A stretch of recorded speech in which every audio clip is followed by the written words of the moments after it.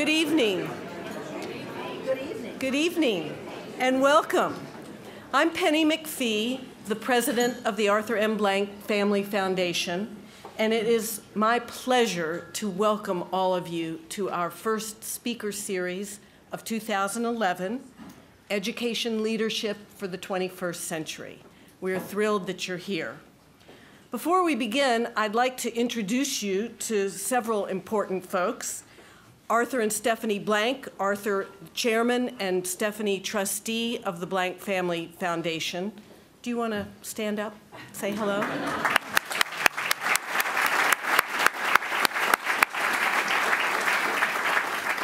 Thank you. And we're pleased to have Arthur's mother, Molly Blank, here with us tonight.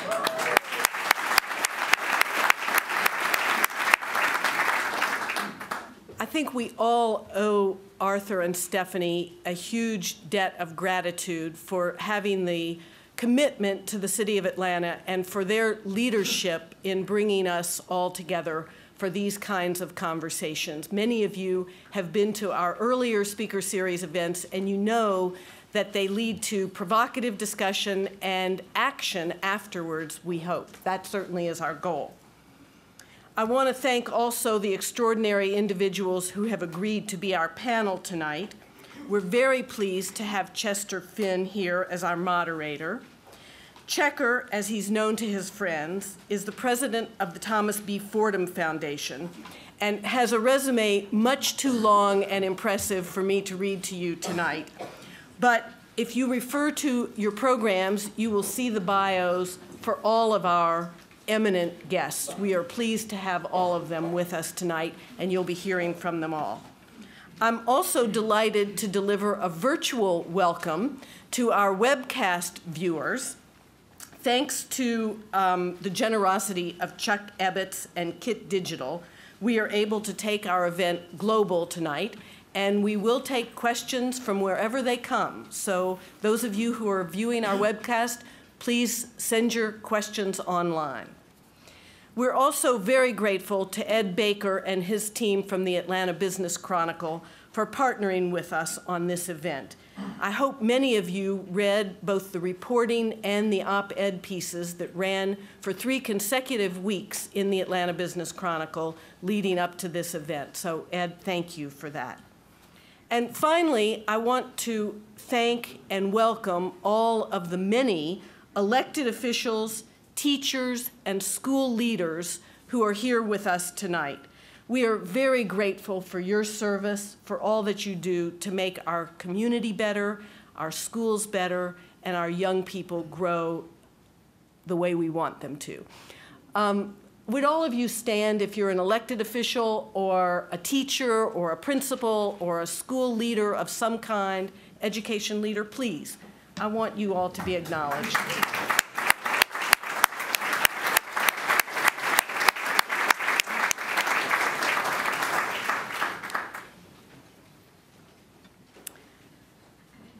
Now for tonight's program.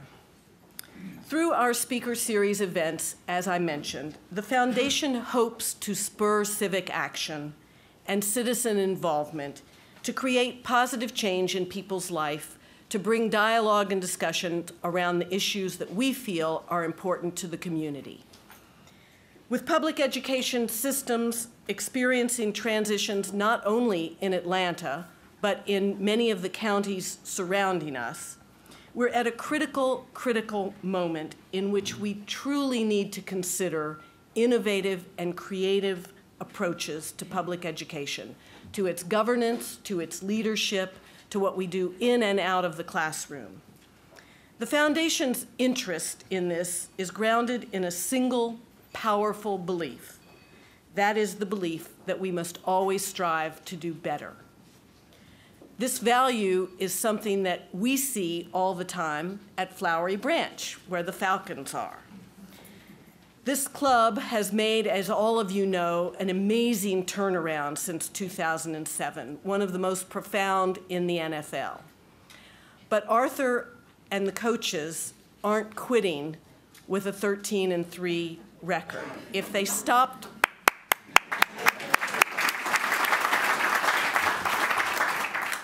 if they stopped there and patted themselves on the back for their progress, we don't know where we would end up next year.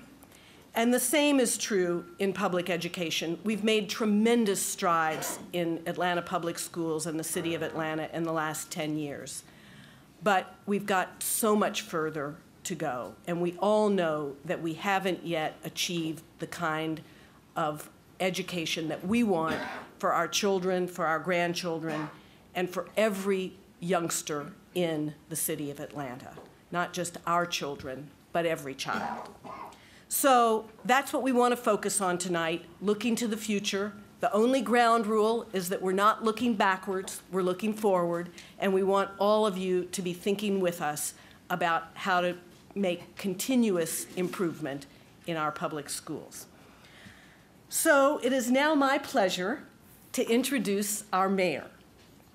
In just over a year, Mayor Reed has demonstrated that he is not satisfied with the status quo.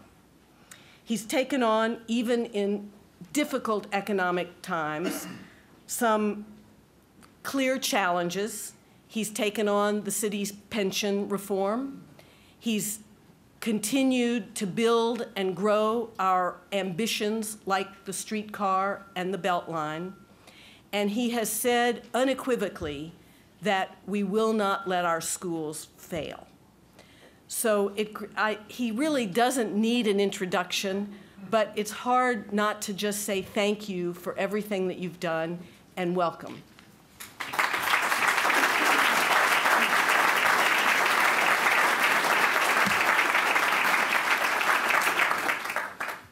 Good evening.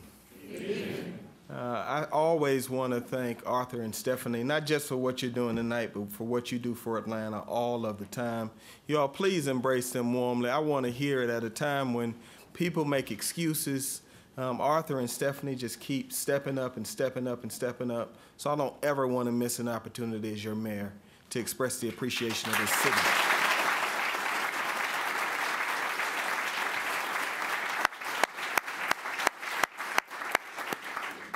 And Penny, thank you for your extraordinary leadership. I'm here tonight for the same reason that all of you are. I care about what is going on in the life of our children and in our schools, and I want to hear this distinguished panel give us counsel as we go in through a very, very, very challenging time. I have no doubt that this city is going to meet the challenge that the Atlanta public school system is going through right now. But tonight is about making sure that when we get through this very, very tough time, that we come out of it in a fashion that's going to be transformational for the children so that we can continue to make path-breaking progress. So I look at the APS system in this fashion. Between 1990 and 2000, we had more than 4 superintendents in a 10-year period of time with test scores that were absolutely unacceptable. We then got very involved. Many of the people who are in this room tonight from 2000 and 2010. And even with the challenges around the testing scandal and the cheating scandal, we made significant verifiable progress between 2000 and 2010. But 2010 on is going to have to be about making path-breaking progress, not just regular progress anymore. Now, I'm a public school kid. I came out of Fulton County Public Schools, and 41 years after being born and going through the school system, I ended up as the 59th mayor of this city without a lot of help or extra courses, just going to school, keeping my nose clean, working hard, and ended up being mayor. My colleague, Caesar Mitchell, is an APS public school kid without a lot of special help. By keeping his nose clean, working hard, he got through the school system of the city of Atlanta, went to Morehouse, went to UGA, and got a law degree, and is an outstanding partner as president of the council of this city. The absolute same thing can be said for Michael Julian Bond. The point I'm making is this, and the reason I lay it out is, the question for us is, could a kid born in Atlanta have the same kind of life outcomes that I had, that Michael had, and that Caesar Mitchell had at 41 years old? I think an honest answer is really no. And if we know the honest answer to that question is no, then this panel matters. When you look around this room, more than race, more than geography, more than class, more than place of birth, our access to education and a loving and nurturing environment changed our life outcomes, and we know as a point of fact that the overwhelming number of children in the Atlanta public school systems and in a large cadre of our public school systems aren't getting what we got. I had breakfast last week with Marion Wright Edelman, one of the most committed women I've ever seen in my life to children and young people. And we were walking out of the door. She said, "Mayor, I know that you've been kind of cautious, but you've been bold in your statement." She told me, "Don't stop." She said, because in about 2023 to 2025, the majority of children in our public school system are going to be minorities, and right now they're performing in a fashion where they're not at grade level or near it, and if it continues as it is, unchecked, we're talking about the future of the United States of America and what it can be. So you being here tonight matters. And I want you to know, as your mayor, in no uncertain terms, Mr. Blank, Mrs. Blank, I'm prepared to go as far as you all are prepared to go to save these kids.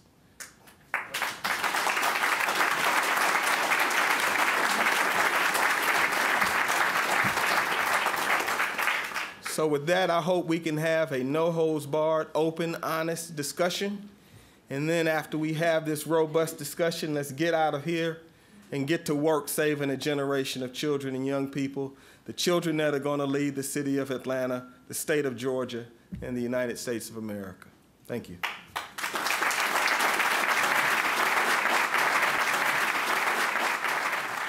And now, Chester, I'm going to turn it over to you and our panel. Thank you.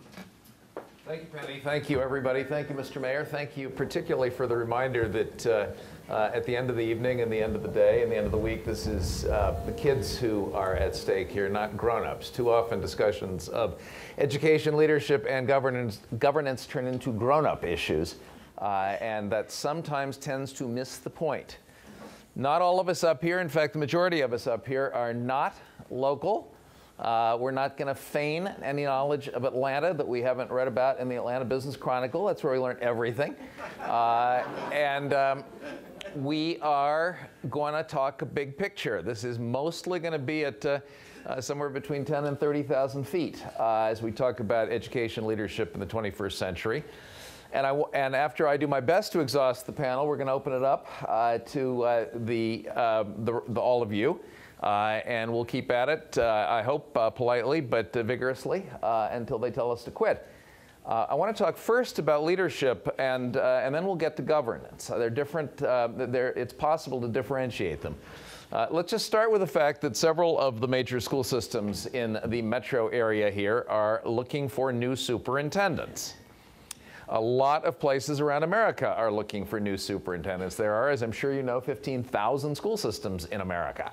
And almost every one of them has a superintendent, and several hundred of them could be described as large systems. So I want to know, and we're not going to go down the row for everything here, but let's start going down the row. What have we learned from national experience these last few years about finding leaders for large school systems? Can it be done well? Are there any secrets to doing it well? What are the mistakes to watch out for? And I'm ready to go right from you, Sarah, on down to Andres. Okay. I think one of the main things that we've learned is that there is no formula.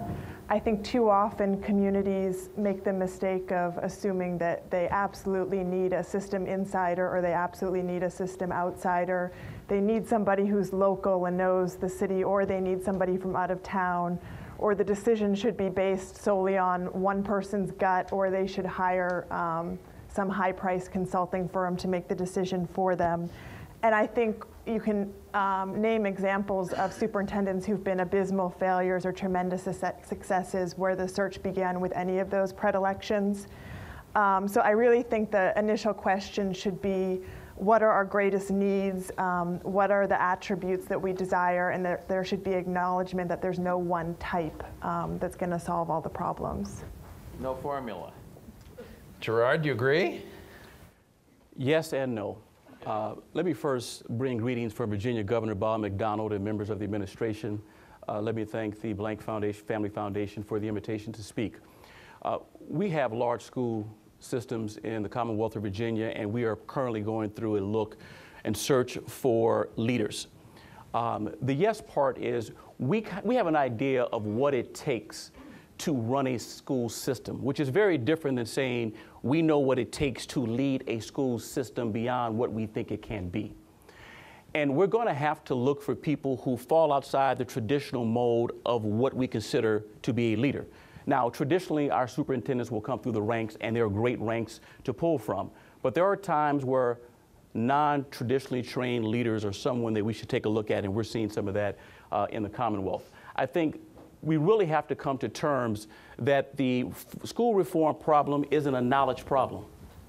It's not a knowledge problem. We know what it takes to work with, in APS's example, schools that are predominantly minority, or a lot of students that qualify for free reduced price lunch, or Title I schools. We know that.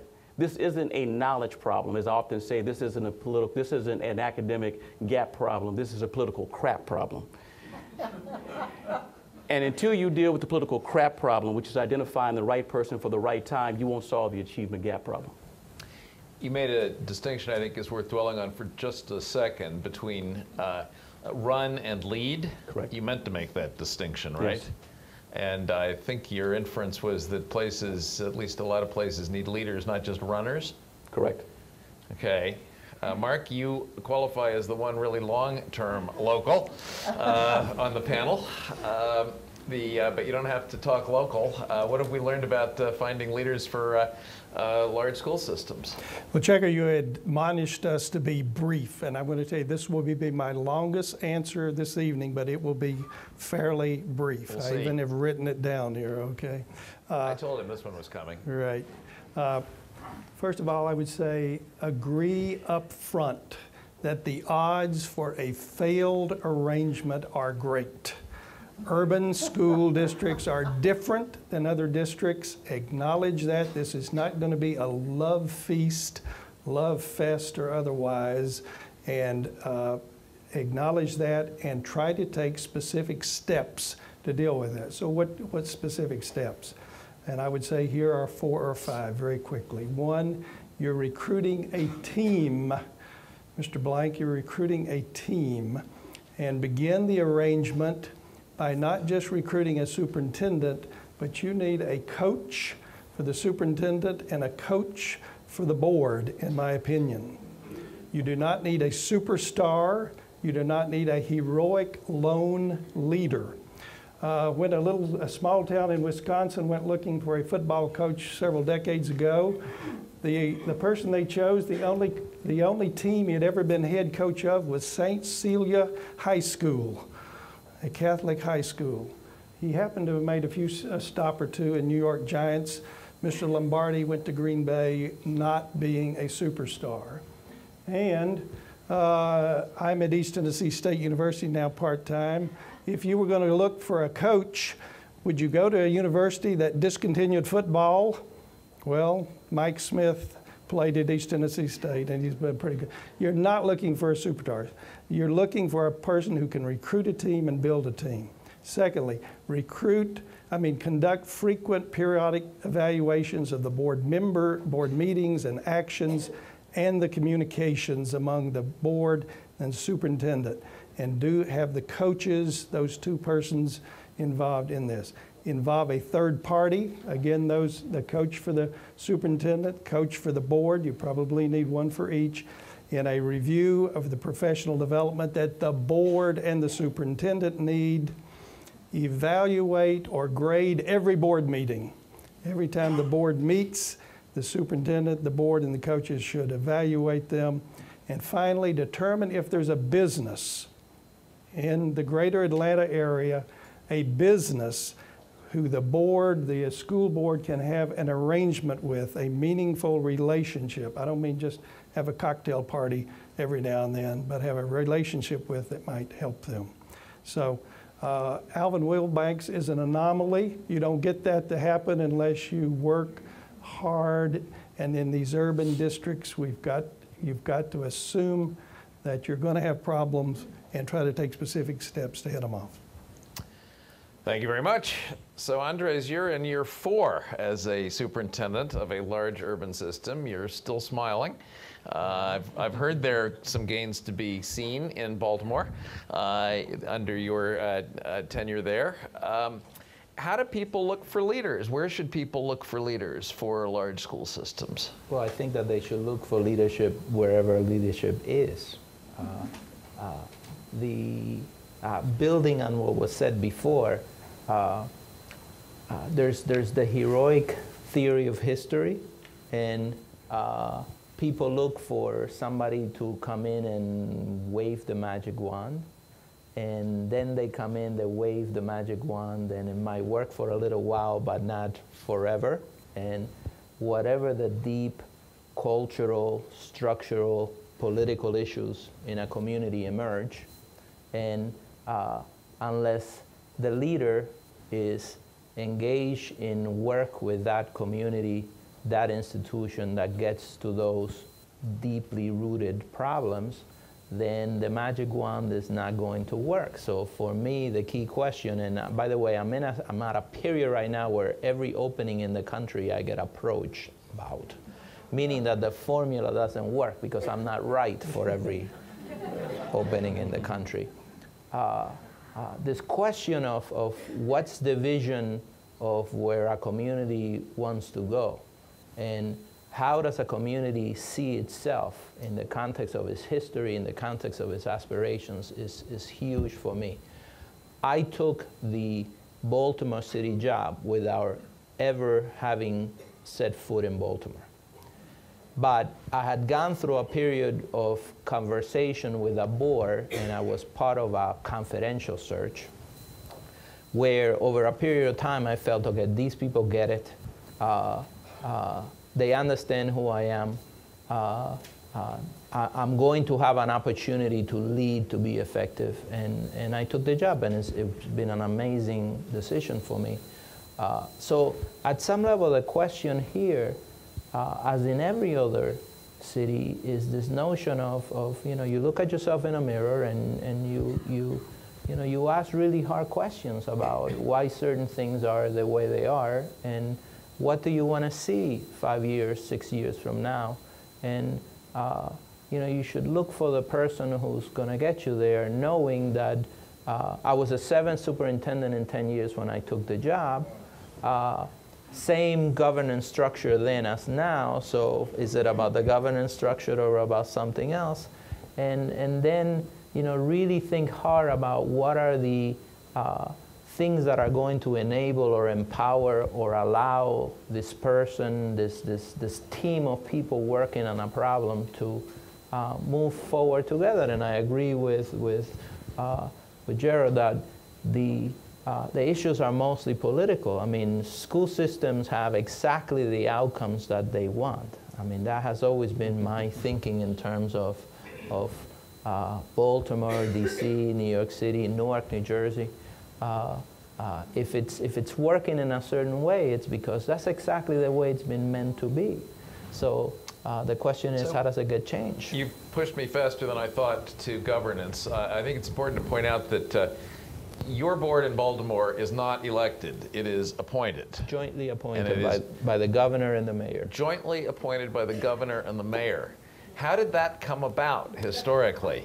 Well, this is why the conversations about what's the best governance structure are so senseless. Because Baltimore had a board appointed by a mayor, which to me is the same as mayoral control, and it was something that was not working for decades. So as a result of a lawsuit, questions about the funding of the school system, a partnership was crafted that is embedded in state law. And the same appointed board that had 7 superintendents in 10 years, was now last year recognized as a board of excellence. I've also worked, by the way, for an elected board in Newark, New Jersey, a state-appointed superintendent in a takeover district in Newark, New Jersey, and a phenomenal mayoral run approach in New York City in the last decade. And the right answer is? The right answer is it's about the people and the political courage. It's not about the governance structure in itself. The, just briefly sticking with the Baltimore board for a minute, do the mayor and the governor tend to agree with each other about their appointees? Mostly, there was a period in the mid-2000s when the governor and the mayor of Baltimore was the next opponent of the governor of Maryland. Right. That was not a formula for people collaborating in support of the school system.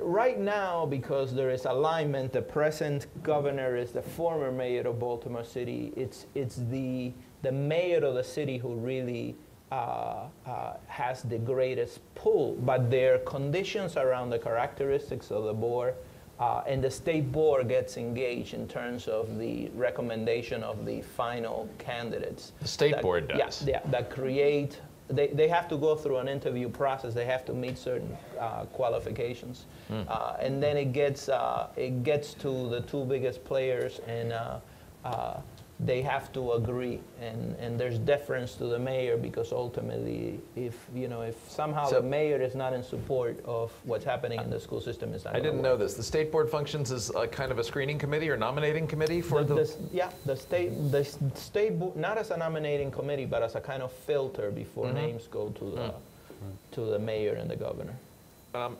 Sarah, talk a little bit about the extraordinary circumstance in New Orleans, where I don't think anybody in the country quite understands the governance and leadership structure of public education in New Orleans. How is it organized? Who's in charge? Well, in the wake of Katrina, there were 2 major changes that happened. The first is that the state took over control of most of the public schools from the elected school board, although it left a handful of ones that were higher performing under the auspices of the elected board. But then the second major change is that the state began to turn over the schools to charter operators as quickly as it could, but not, frankly, as quickly as it had hoped to do so. So now each school sort of fits in one of 4 big categories. It's either a charter school that's under the auspices of the state, it's a non-charter school run directly by the state, it's run by the elected school board, or it's a charter school under the elected school board. So. Okay. Roughly how many schools total? Oh, there's about 70 or 80 total. And who's got the largest share in that quartet that you were just describing? By far the largest share, and growing even larger, is the state charter schools. State charter schools. This is under what, if memory serves, is called the Recovery School District? Yes. It's a state entity that operates only in New Orleans, or operates elsewhere in the state besides New Orleans? It operates throughout the state, but primarily in New Orleans. Okay. And does it operate exclusively through charters, or you said it directly administers some of its schools also? It still directly administers them. I think when it was originally created, the vision was that it would be an almost all charter district from the get-go, and it's taken them longer to find enough quality charter operators to take over the schools. And so as a sector, the charter schools in the RSD significantly outperform the non-charters. And I think there are myriad reasons for that, but I think the state has not done as good a job as it could with the schools that remain under its direct control. And I think part of the reason for that is because it never had a plan in place besides to charter them. Outsourcing them. Yeah, which gets to the broader point that if you're contemplating a state takeover, I think one of the key things is to have a plan in place. It sounds very aggressive and ominous on the surface, but unless state officials actually want control of the schools and unless they have a plan in place, it's not likely to be much better than the status quo. I want to talk about state takeovers in just a second, but on the charter front, it sounds like the state officials in Louisiana are being fussy about whom they choose as charter school operators for New Orleans, as opposed to anyone can come? They've turned down overall more applications for charters than they've accepted. There was a widely cited study that came out of Stanford in 2009, out of the Credo Center, which found that nationally charters are not performing any better than non-charter schools on average. Louisiana was one of only a handful of states where the charters on average did outperform the non-charters. And I think part of the reason for that is because they've turned down more than they've accepted. Whereas if you compare it to a state like Ohio, where for a while there was a very low bar, the performance as a group there is not as high. I know Ohio well, and you're putting it kindly. Okay, what about non-educators in these crucial roles? I mean, New Orleans, or the Recovery School District anyway, in Paul Vallis, New York City, Chicago, DC, have all had either non-educators or at least not traditional educators in the superintendent's chair. Is this a good thing, a bad thing, or an indifferent thing? Is it important to have won your spurs as a public educator before becoming a superintendent, or can you do just as good a job or maybe a better job if you haven't? Gerard.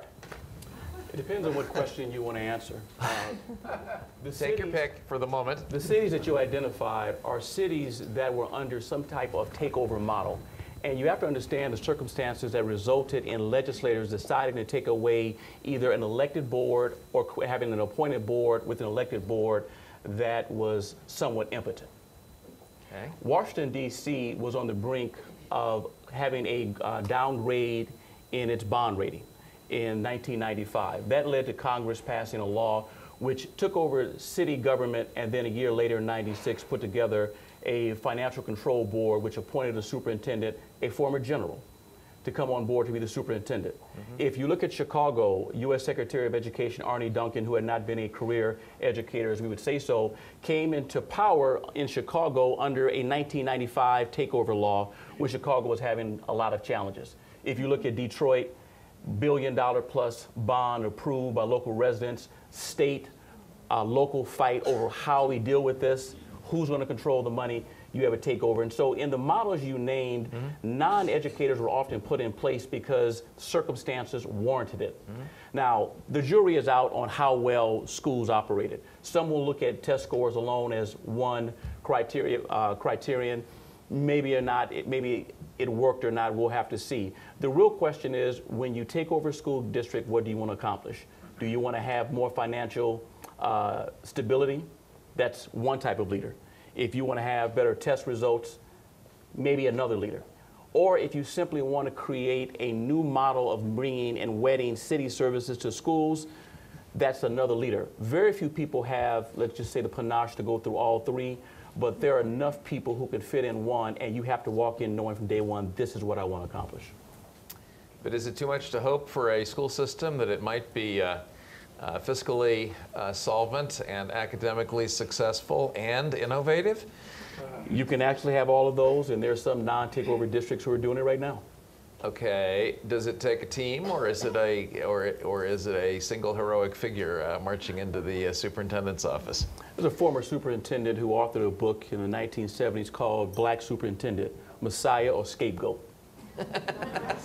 We could just take black off and say superintendent, Messiah or Scapegoat.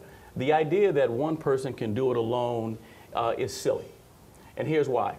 You have a multi-million-dollar school industry with 20, 30, 40,000 students, an elected school board or an appointed school board, and one superintendent. When things go right, we hail the superintendent. When things fail, we crucify the superintendent, without realizing this is a business, civic, parent, educator, and community effort. And we have to look at it from the aspect of Noah. I mean, Noah had to sail the uncertain seas of, I guess the uncertainty of economic waters and academic waters. It was through a partnership that you were able to finally reach the end. You cannot do it without a partnership, and even in the takeover models, whether it's a mayor or a state, one thing that takeovers made happen is it brought together people who all probably wouldn't have been in the same room for any other reason except to talk about reform.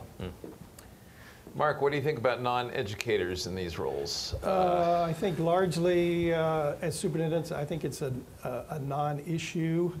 One of the outstanding, most lauded superintendents that Atlanta area produced was, in my opinion, John Stanford, who was here in Fulton County as a retired military person. Then, didn't he? He went to Seattle, and fortunately, I think, Checker, we had... He died in office. Right, but he met with us at the National Assessment meeting over there. A tragic ending to his life, but he had the right stuff in terms of... now, I'm persuaded, in talking to the Baltimore superintendent tonight, who says he goes into the schools and he is a hands-on superintendent. I think that gives you much greater credibility, having an education background. But again, the match, I think in many cases it would be a non-issue. So Andres, you worked for Joel Klein, who is clearly not an educator, but clearly ran a large urban school system, and you are an educator. Well, the interesting thing about Joel, when Joel appointed me deputy chancellor, he went around basically pointing out that I had exactly the same background he did. We went to the same schools, et cetera, et cetera. And people Nothing else about the two of you is at all similar, however. People were always saying he's not an educator, he's not an educator. And I was thinking, you know, he went to law school for 3 years and he emerged a lawyer, right? At a certain point in the doing of the job, he was an astonishing educator because he was learning on the job and he was running the biggest school system in America.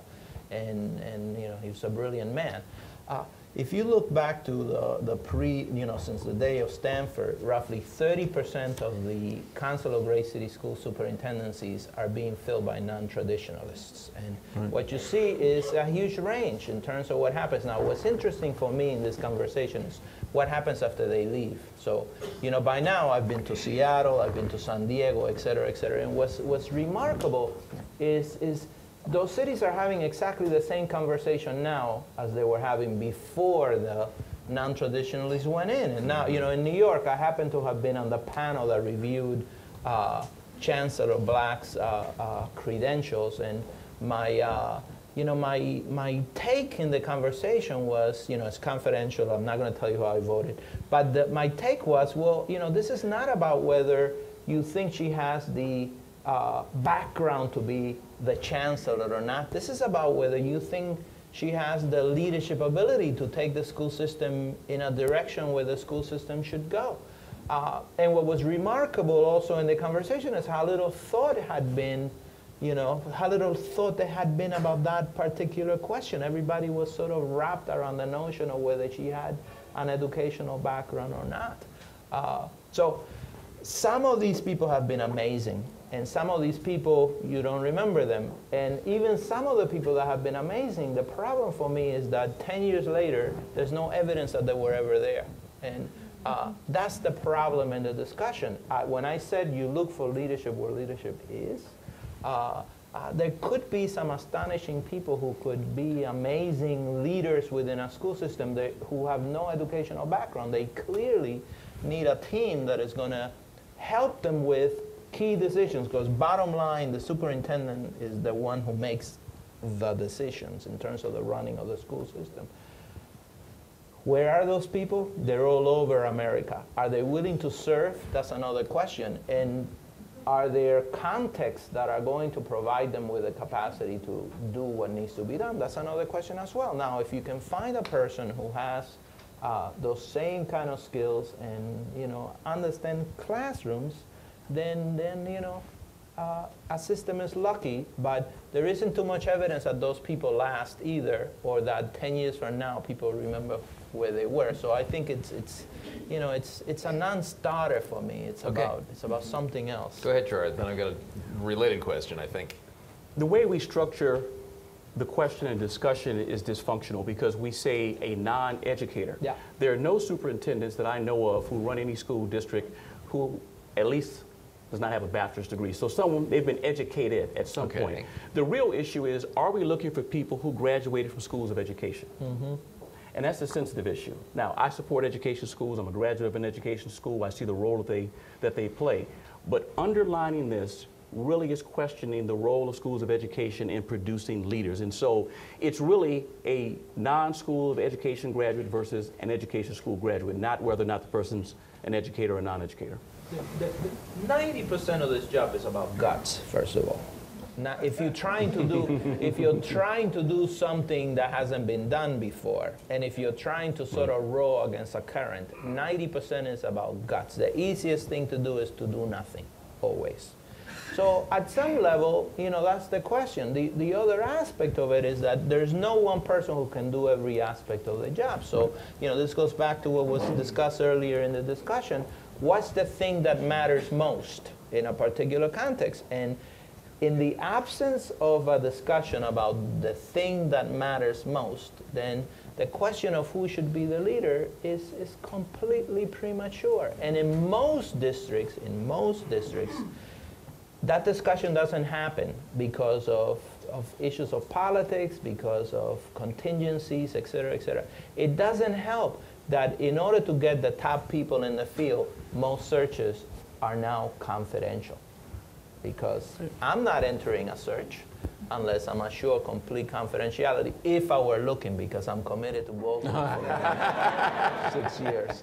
But it's this issue of what is the context that allows for something to happen, and then there has to be a match. And most boards, unfortunately, or most decision makers, are fall in love with a person, a name, somebody who's going to get them out of their spot. And then, of course, the moment that that person starts showing their true stripes, then, you know, there's, yeah, then the honeymoon is over, and then there's the question of who's in charge. No, it's, what has made it work for me to the extent that it's worked in Baltimore is that the board, I mean, I'm now down to 5 of my original 9 board members, and we've, you know, I've never lost a vote. We don't have an issue because we are in concert about certain things needing to happen. If there is concert about that, then everything flows. Just very briefly, because I don't want to linger on this one, but are sunshine searches a mistake then, as in Florida, for example? Is this a bad idea? Yeah. I don't see how a district gets a top person who is in a position right now if it means that their sustainability in another setting is gone. I mean, that's just the way it is. So, Sarah's true vocation is journalist. Do you believe that superintendent searches should be conducted in private? No. No way. I don't disagree in the context of democracy. Yeah. This is where the rubber hits the road. Our school systems, crucibles of democracy, where things happen, or our school systems, agencies of effectiveness on behalf of kids. Those two things are not necessarily congruent with each other. And unless, right. And it's her turn. Yeah. I would just add on to that, that if they are conducted secretly, I think that whomever did it has to have a really good plan in place for explaining their decision to the community, because I think you saw that sort of blow up in New York recently, where there was a backlash that maybe didn't completely have to be there if there had been a better articulation of why that choice was made. You mean after the mayor spent all of 8 minutes deciding who the next chancellor was going to be? Or so it appeared from outside. Since Mayor Bloomberg never tells anybody anything, it would be hard to know otherwise. But I want to talk about mayors for a minute in the context of this topic of takeovers. I know they come in many flavors, and the state is always involved in a takeover decision because there's always state legislation involved. But nevertheless, aside from the legislature having to agree to do it, it seems to me these takeovers have either ended up with the control in the hands of a state-appointed person or with control in the hands of a mayor-appointed person. Once in a while, there's a hybrid or a combination. But mostly it's state, as in, I don't know, Newark, or it's mayor, as in Chicago. Legislature is always involved in these decisions, but then who's the boss of the school system on a day-to-day basis? Does it matter, I guess, is the question. whether it's the state or the mayor? And is it a good idea for anybody to consider either one? Floor is open. Well, there have been at least 60 takeovers, as we call them, for between 1989 and the present. 17 have taken place in large urban school districts. I happen to work with superintendent at that time, Dr. Arlene Ackerman, in Washington, D.C. when she was superintendent, when it was under a takeover, and I lived in Jersey City when it was taken over by the state. Do you bring bad luck to school systems? There's actually a story behind that. No. I was your neighbor. Right. Weehawken. And I was in Jersey City at the time. And in fact, I was working in Newark to open up a charter school when then a state appointed superintendent named Beverly Hall had come on place in Newark. The decision to use a mayor is based upon two factors. Number one, the relationship between the mayor and the legislature. And number two, how strong is the mayor's office in working with city governments across the area? Now look at Washington, D.C. Washington, D.C. was taken over in 1996. No one was giving Marion Barry control of the schools.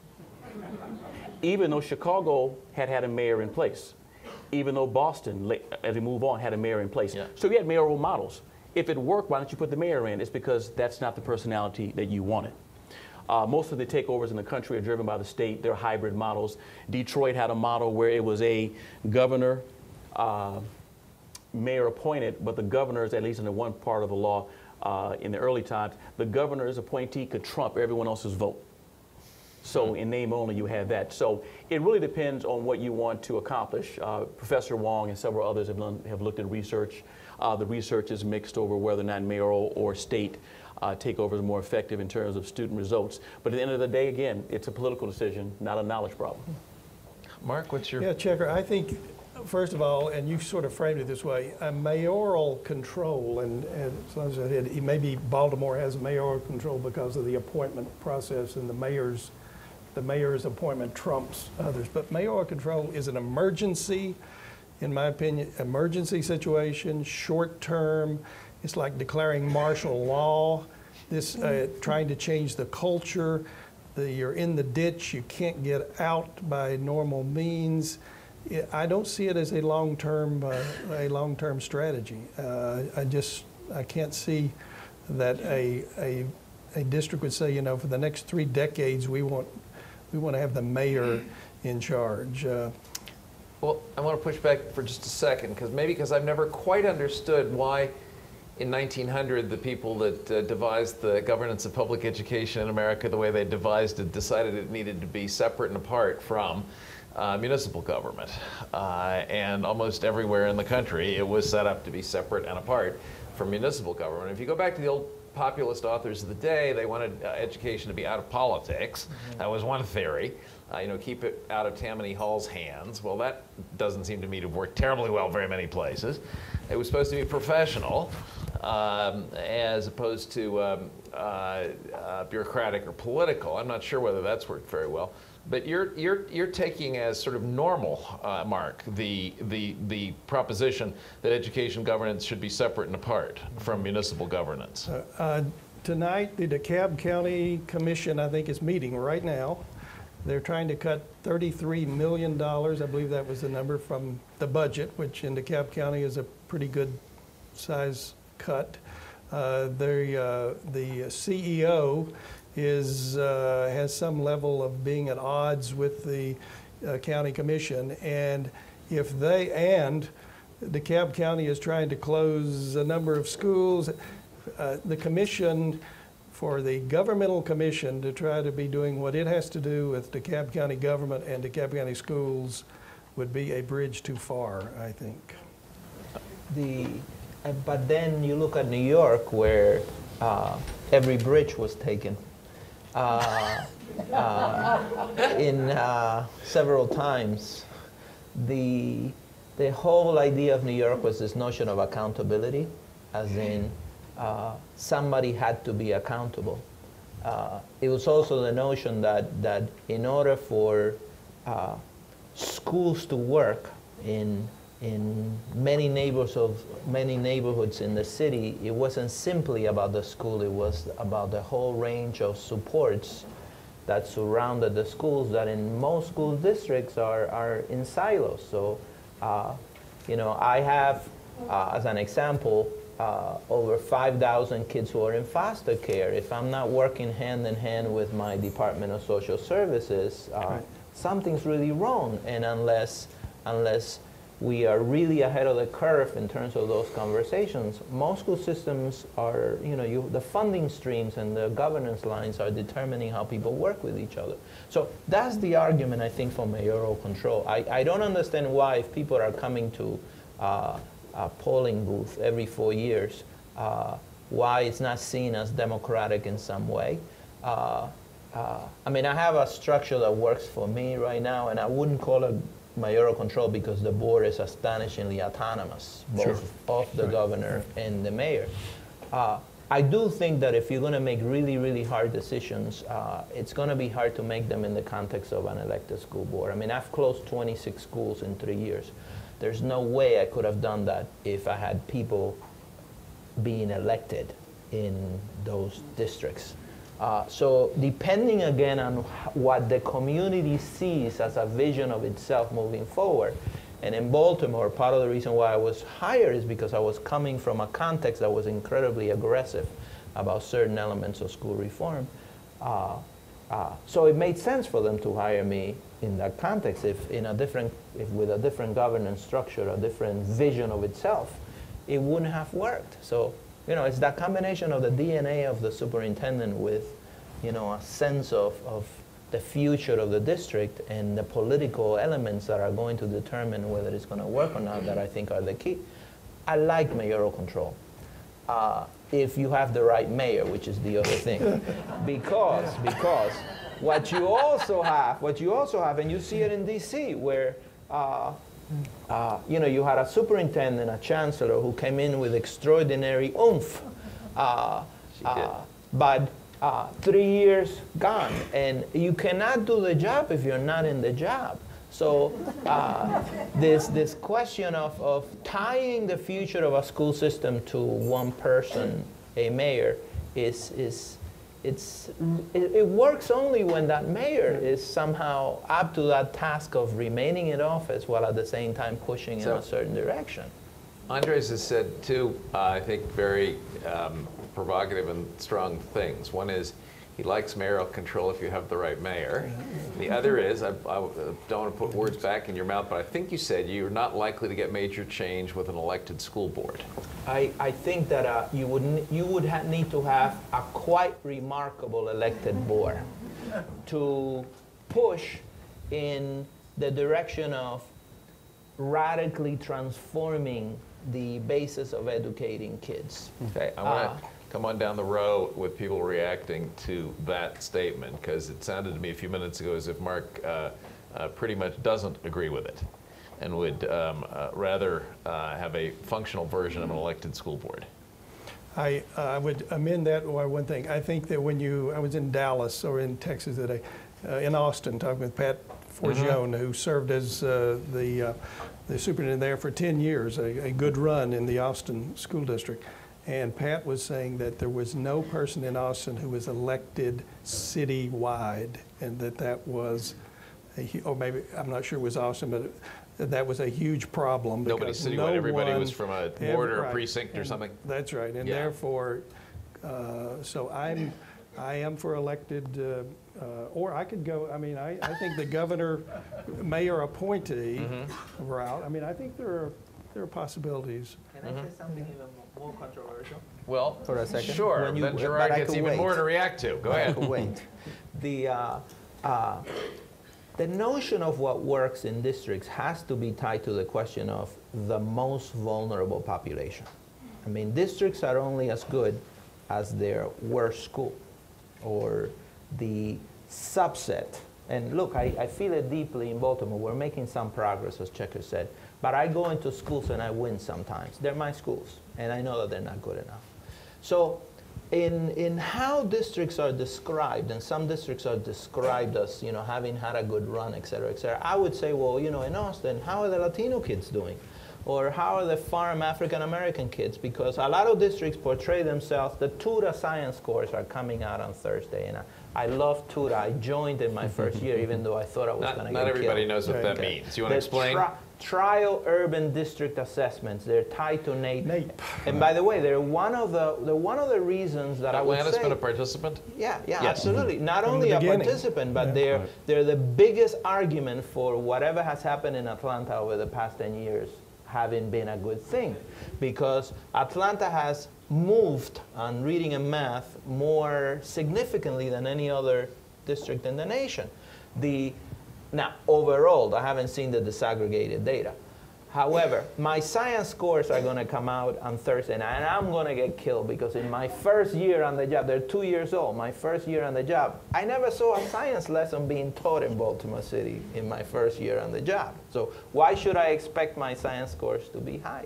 But then when TUDA comes out, the first question I ask is, well, how are the African American kids doing, especially the free and reduced meal African American kids doing in Baltimore in relationship to Philadelphia, let's say. I mean, let's look at this question of, who are we teaching?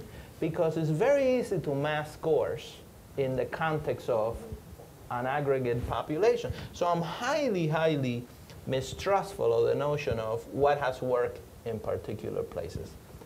TUDA appears to suggest that Atlanta has done some really significant work. And the question is, what does it mean? But if the goal is to transform a district, which means that you're going to have to close schools, you're going to have to get rid of like 60–70% of principals, you're going to change governance in schools, you might need to partner with people who are not traditional in the work as in New Orleans. New Orleans would not have happened until whatever had been, unless there was a hurricane and a new accountability board. In that context, then it will never happen with an elected board. I've gotten lucky with my appointed one, but it will not happen because nobody wants to make the kinds of decisions that are going to have 200 people yelling at you in a board meeting if their future depends on it. It's reality. Gerard, do you buy that?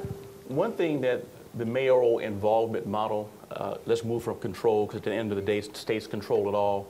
In the mayoral involvement model, two things have come out of it. Number one, there's been more confidence from the business community in how the schools work. And number two, the ability to attract and retain middle-class families. At the end of the day, you test how well a school is based upon whether or not middle-class people put their children in those schools. And often we don't. Under some of the mayoral involvement models, you've seen a slowly but surely trickling in of middle-class families, which we often overlook. That's one part. Number two is a civil rights issue. If taking over school districts for reasons of academic bankruptcy is the model upon which we used, Southern districts should have been taken over many years ago, but it didn't happen. In the takeover of abolishing the elected school board, and that's because of the Voting Rights Act. If you live in a state with a history of discrimination based upon race and voting, you would have to go to federal court, primarily the DC, to get a waiver. It was tried once in Texas. It didn't happen when you tried to abolish the local board. So even if you decide to have a mayor in control or involved in schools, there still has to be a role for the elected board. When DC tried to abolish his elected board, sued and won. So you had an elected board with some power, you had a trustee board with some power, and a federal control board with all power. And so just something to consider from the civil rights aspect, because at some point, all of this is still linked to some of the politics of race and culture from the 60s forward.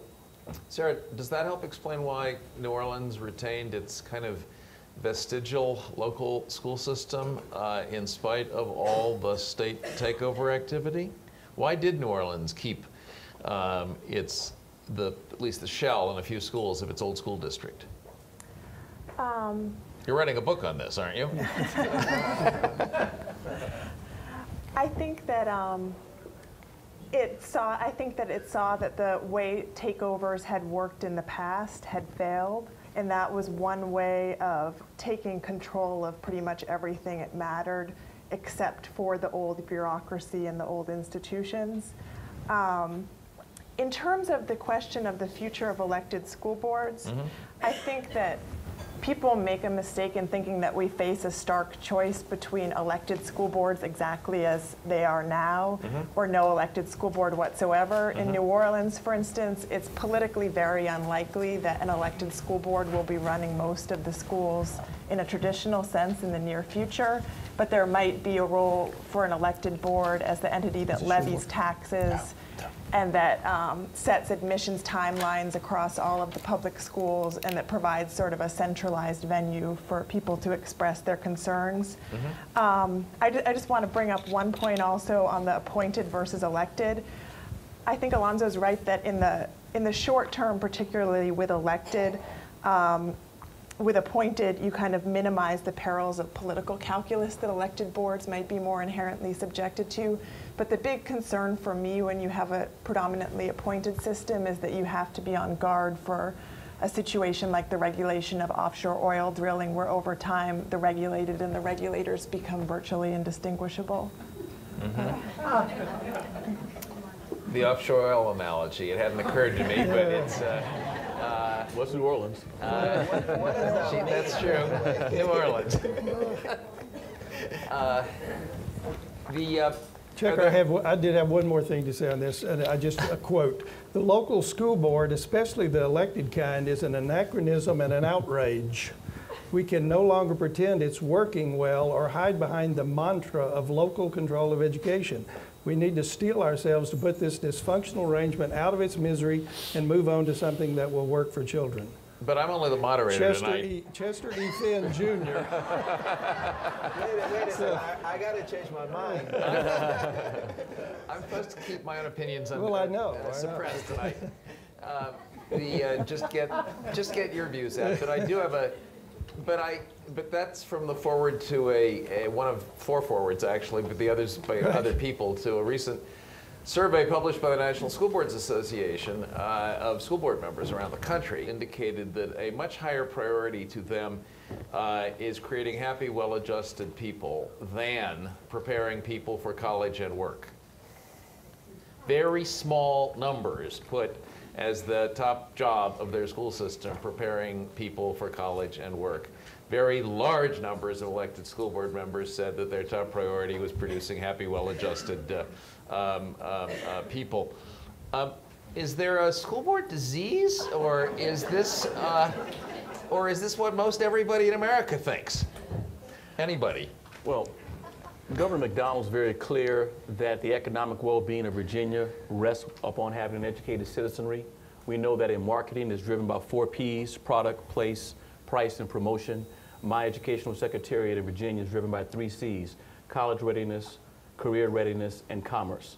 Now, that in no way means I'm trying to market or privatize education. It simply means that we have to prepare students for a 21st century, we're already a decade into it, where jobs matter. We have 900,000 Virginians who've taken some coursework. They're a few courses or credits away from a degree, a diploma, or a credential. We all know you'll make more money with one of those than simply having a high school diploma or none at all. And so I actually got to say, I found that quite shocking that over 2/3 of those interviewed, I think superintendent and school board, said that it wasn't preparing for college or there. Well, I'm the first to tell you that all children will not go to college. The goal is to at least make every child college ready, and then make the decision from there, particularly using our here technical colleges in Virginia, community colleges. I just have to say that was quite shocking, and I'm not sure that our international competitors make the same conclusion. Not sure our international competitors have elected local school boards. I'm going to open this up in just a minute, and there are mics in the 2 aisles for people that have questions for the panel. I just wanted to push Andres 1 minute on this school board survey. If you went to your appointed school board members and asked them what their top priority is for the Baltimore City school system, what do you believe they'd set as their foremost priority today? Number 1 is enrollment. Enrollment. Yeah. Okay. And again, it's a context of what the district has been. We lost 100,000 students over 4 decades. 100,000 over 4 decades. And you're at what now, approximately? We're at 84, roughly 84. We've had 3 straight years of increases. Okay. You went down to about 80. Yeah, and now Okay. we're around 84. Okay. So one of the first conversations that I had with the board was this question of how do you hold me accountable and what's a proxy for everything? And my recommendation to the board is that the proxy was enrollment. If kids kept leaving, then nothing else mattered. So this question of how did we bring them back was at the core of everything we did. Student outcomes, because ultimately there has to be a measure of how kids move forward. Third, because it's Baltimore, is this notion of climate, which It's sweaty. no. You know what I mean? It's this issue of what happens around student conduct, around many things. And finally, and as a subset of everything else, is this question of holding on to the kids, which is connected to enrollment. In a district where half the kids were dropping out of school, then if we couldn't say in a very short period of time that we were stemming that kind of bleeding, then we were not looking at things right. So we spent a lot of time, though, Checker, on this notion of, and again, it went to the idea of why did I take the job without having set foot in Baltimore, because I knew I wanted to be a superintendent. The place really didn't matter, and what was most important was my sense of, okay, what was going to be the job? And we spent an awful lot of time on this question of what's the work going to be? And then the board had to agree to give me tremendous autonomy to do the job, because I don't think you, and look, if you're not going to give somebody autonomy, you're not going to get somebody who's good enough. It's that simple, because nobody wants to go work to be asking for permission when the work is all about really hard decisions. So we spent a lot of time in that piece. It wasn't about kids feeling good about themselves. What is remarkable is the fact that if in community conversations, there is a real like energy now around, and I think it's a reaction to No Child Left Behind. There's a real energy now about this question of what schooling is and how it needs to be somehow separated from the notion of simply test scores in reading and math, which I think has tremendous validity in the context of that conversation about looking at the mirror, where do you want to be 5 years from now? But that's separate from kids like being like, feeling good about themselves. Yes. And I think you can feel good and be academically competent and prepared for a career. Yeah. Or a dropout. You can't feel good if you're a dropout. I mean, that was our conversation in Baltimore. I said, come on, First you hold on to the kids, then we'll worry about many other things. Okay.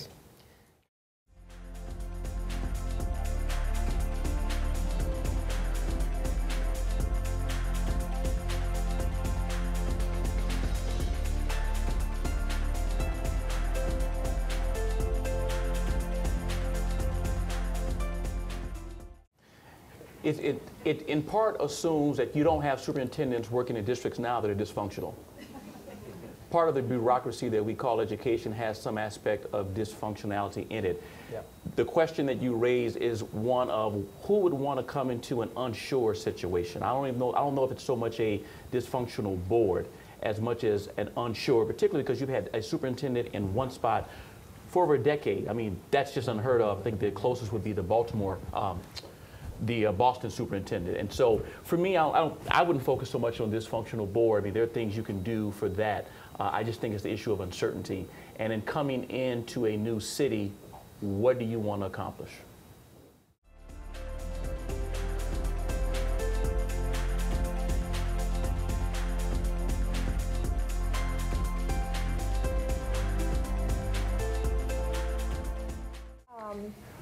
One model which you might already know about, and I think there's one starting in Atlanta if it already hasn't, but the Promise Neighborhood model that originated with Jeffrey Canada's work in Harlem. And that has been, the data I think has been kind of mixed and immature, so I wouldn't make a declarative statement that it works, but it's definitely a model that's tackled poverty in a geographic area at a number of different levels, through the schools, through the business community, through parent training, and job training and different kinds of partnerships. I think it's a crucial question, and I think it's one that New Orleans, for instance, has neglected too much, because even if you build schools that are really strong on their own right, if there aren't these kinds of collaborations, I think they're going to struggle inevitably in the long term. I guess one small example that I wish more communities looked into is dual enrollment opportunities for high school juniors and seniors. If you look at the rates of students who go on to college that are requiring remediation, they're just absolutely abysmal. And I think that that's one that isn't terribly expensive that more communities could consider. Good. Gerard? Richmond Public Schools went through a major, I guess, reinvention a few years ago, and here's some of the results. For the first time in the city's history, all the public schools are accredited. That didn't happen overnight. That was because of a concerted effort. Number two, Richmond Public Schools received an award for having the best mentorship program. They have 2,500 people who mentor children in Richmond Public Schools. That's tremendous human capital on the table. Number three, the business community decided to provide one of their corporate jets to fly superintendent and other school personnel to teacher recruitment fairs, to fly the teachers in, to maybe provide some other type of amenities to show that there is a business, at least commitment on the table. You mentioned communities and schools. Richmond Public Schools, I believe, is the first school district in the country by communities and schools to be certified as a CIS district. I've had a chance to visit some of those schools. And they're also taking great advantage of the local community college as well as local colleges in the city. The same way that Atlanta is taking advantage of the universities here in the city. So I see a city that's making great strides. Surely there's some financial challenges along the way, but they're making very good use of civic and corporate resources.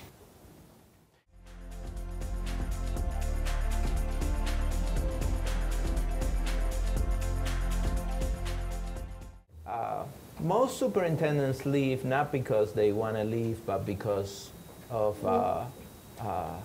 and by the way, most superintendents don't get fired because of issues around test scores.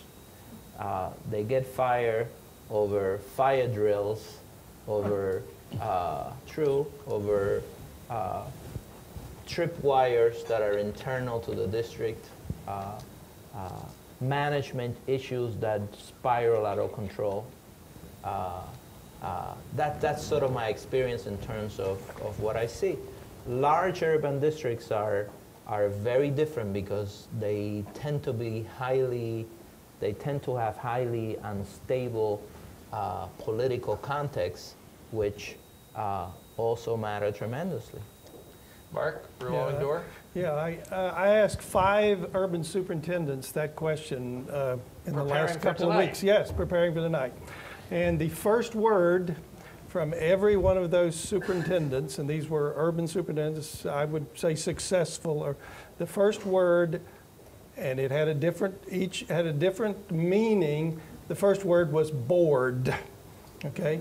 Now they didn't say that blankety blank blank bored, but in every case, it was the first answer had to do with board relationships, board was in the first sentence of every one of those answers. Let's be clear, B-O-A-R-D. B-O-A-R-D. Okay. Okay. But in looking at this revolving door, I mean, you take Baltimore, which you saw, Baltimore went 35 years with 3 superintendents and went 35 years with 10 superintendents, in Milwaukee.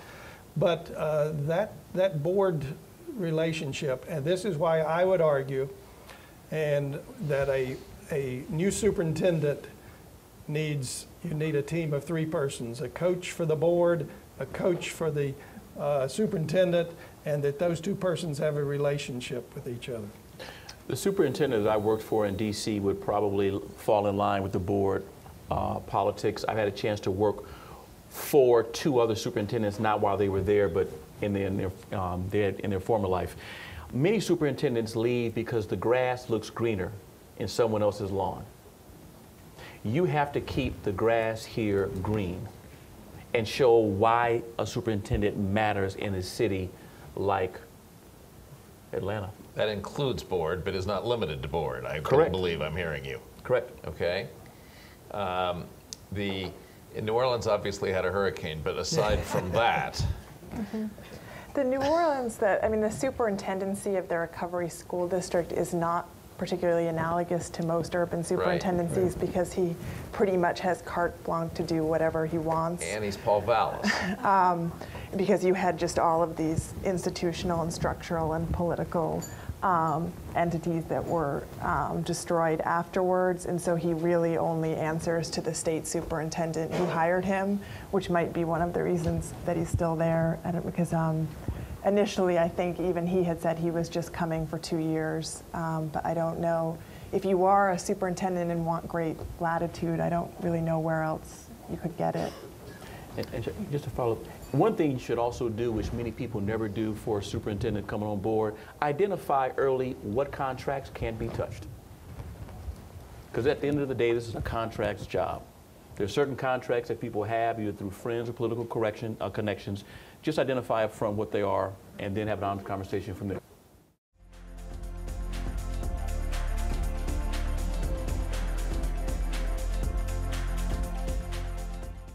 One is money, because we're all really suffering from being asked to do more, and then sort of like cut X% of our budget. And the second, we are not a right to work state, and we have a law in Maryland that doesn't allow me to, in case of layoffs, to get rid of people on the basis of effectiveness or evaluations. We have, seniority rules. So we have a bill in the Assembly now that is trying to change that, but it takes leadership across the state, and the unions now enter the discussion.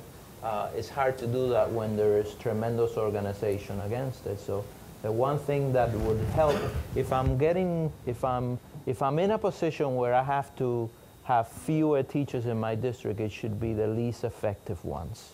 That matters tremendously. Got it. Mark, one wish from the fairy godmother legislature? And someone may tell me that we already can do this, but I'm going to go with the model you're using, where you're really putting your principals in charge of your and running it with a management style. So if we don't have that authority already in Georgia, I like what you're doing. Why does that take the governor, though? Well, it may take legislation. It shouldn't, and maybe it doesn't. Someone may say that. Okay, Gerard, you work for a governor. We just don't do it. What's the one thing he would most like to get done in education, or that you would most like him to get done in education? Create incentives for K-12 and higher education to work more closely together. Some of it is legislative, some of it is policy, some of it is will. We are losing tremendous political and cultural, I'd say, gain by not making those two work together more closely. And in fact, we're doing that right now, in part through legislation. The K-12 side of the aisle isn't always the hardest one to change, is it? Okay, Sarah. My answer is similar to Mark's, and it doesn't require legislation, I think, but it would be my top wish for where a community would focus when it comes to transforming education. I feel like there's a lot of discussion nationally about teachers right now, and there's a fair amount about governance, but there's not enough about principal and building level leadership. And in my view, I feel like that's one of the wisest moves that a community could make if it really wants to transform its schools in the long term, is to focus on building structures that grow and support and retain quality principals.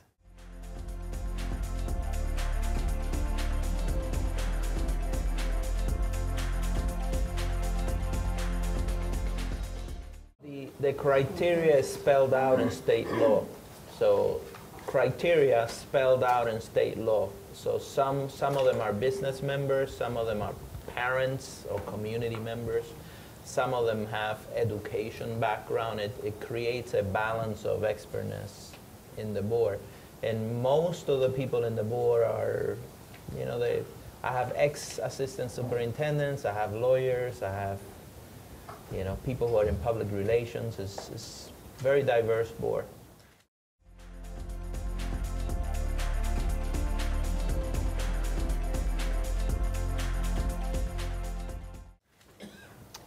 Site-based management, tried in different places, mixed results. I would say if you want to look for a new model, look at your charter schools and your independent schools, because they often don't have the same regulatory challenges you have, which puts you in a unique spot. But if we had a wish list, go to places where some of the regulations don't matter, and you can find some great models there. In Milwaukee and Minnesota, they're also doing a lot with teacher-led schools, and so Right. that might be a model you would look at.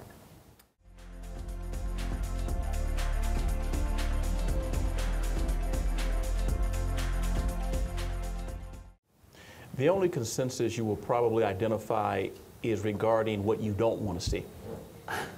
So that's your consensus there.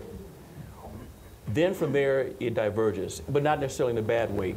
You know, you're unique in the fact that you're a capital city and you're a recognizable capital city. When I say California, I think of Los Angeles, not Sacramento.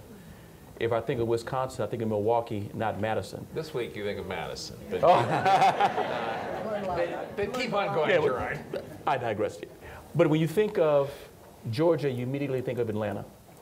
You have the opportunity to bring someone on to be the leader of your city, as you had with your previous leader, Dr. Hall, who can become a marketer of your city, not just a leader of your school. They're wedded. Because when people want to identify a place to move a business, the governor's been very good in marketing Virginia. Our higher education systems have played a stronger role than K-12 for different reasons. But you can market that. And so the business community would want to make sure that's going to happen. Parents are going to see someone who's engaged. Firesides chats, which I know that she was involved in. Your school choice community, public and private, is going to make sure that around the table choice and options remain viable. But because you're having this crisis, you're going to find the creativity. And you're probably in a better spot than most cities to use this crisis and make it a creative activity. And I think tonight's discussion is a perfect example, because when they had the hard conversations about taking over schools with either mayors or superintendents or governors, very seldom was there a conversation like this in the beginning. So you're already helping set the context. How about joining me in thanking a terrific panel?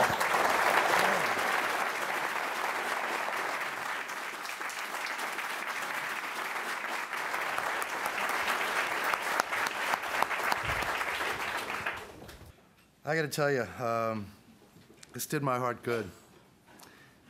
I'm a graduate of the Fulton and DeKalb County school systems, and I got to tell you that 50 years ago, these were the same problems. These were the same topics.